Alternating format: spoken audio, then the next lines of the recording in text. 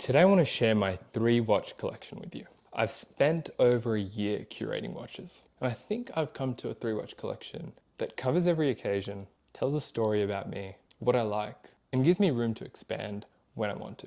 Without further ado, here are the 3 pieces. Now, before we go through them, I have to say I've got an addiction. Ever since I got that, what's it called? The Moon Swatch. I got the Mission to Moon. Let me get it for you actually. I think it's in here. I don't know, I feel like this was a gateway drug.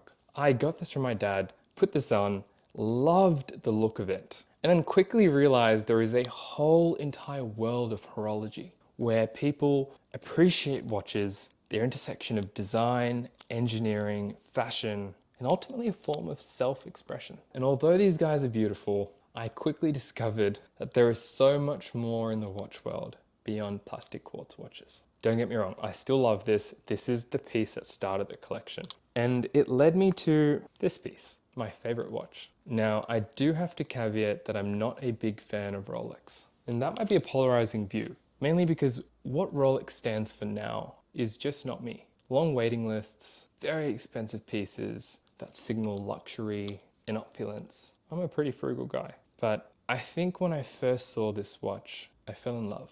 And I liked it more and more every single day. I was looking at this boy for 6 months, and on my 25th birthday, I decided to put my name down at an authorized dealer. Fortunately, me and my dealer have the same GP, so I think he liked me for that. And a month later, I was fortunate enough to pick up this piece. Now, I just love the simple black design, the very legible 369, the history behind the Explorer. Even though it wasn't technically the first watch on Mount Everest, there were Oyster Perpetuals with a 369. I think this watch has a historical, quintessential Rolex DNA. It represents what Rolex once stood for, which is reliable, high-quality tool watches that were designed to just be worn to do activities. And I love that about this watch. I feel like it's a little bit rugged, it's minimal, it's not flashy, it's quiet, and I think it's the watch that I resonate with. I think this could be a 1 watch collection, and it's kind of dulled my love of other watches. Bit about the features, this is the 124270. Now this is the 36mm Explorer 1,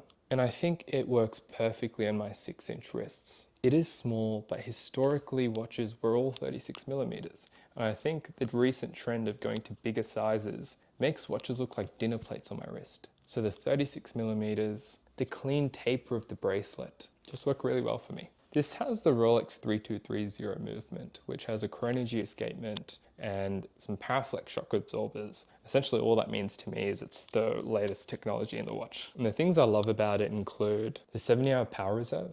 I can literally just wear it, forget about it, take it off for a couple days, and pick it up like it never stopped. I love the Chromolite lume. When it's dark, it's a beautiful light blue on the dial. And I love that I can wear it in water and essentially forget about it. And the little scratches and dings that I've picked up just represent the journey between me and the watch. Anyway, enough about my love story with this one. Let's move on to the next piece. This is the Casio F91W. This is a timepiece that I've grown to love more and more every single time I wear it. And I think every human being generally knows or has seen this watch before because it happens to be the most produced watch in the entire world. Now, this is a newer version that's all black, and I know not as cool, not as fun as the vintage retro looking one with the blue and the yellow borders, but I'm a basic guy, and I think this all black just works with everything.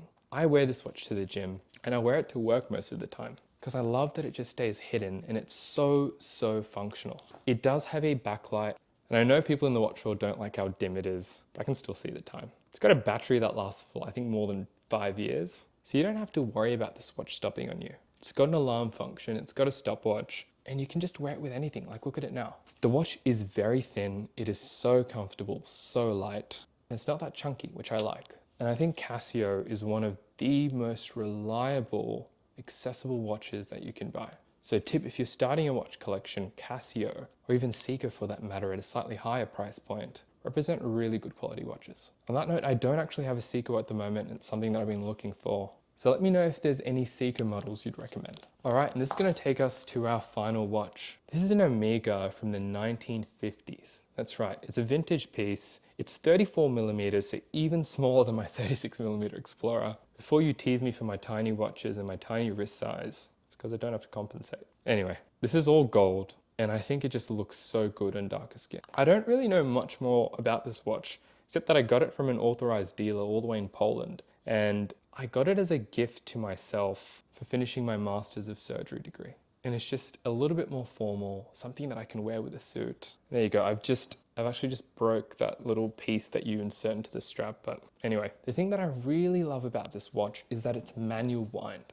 What that means is every single day you need to turn the watch. And I just love how interactive it all is. Every morning you've got to engage with it and acknowledge the piece that you've got on your wrist. I don't think it's very waterproof, so I'm not going to wear it in the shower, but I think it's a beautiful, elegant piece. And it is a bit smaller. It's something that you kind of have to get used to. But yeah, this watch represents hard work and what you can achieve when you put your mind to it. But anyway, that's my 3-watch collection, and essentially the state of my collection as well. Let me know what other pieces I should look into. It's a very bland collection, I do have to acknowledge, but I think it fits every occasion, represents some beautiful automatic watches, and tell a story about my life.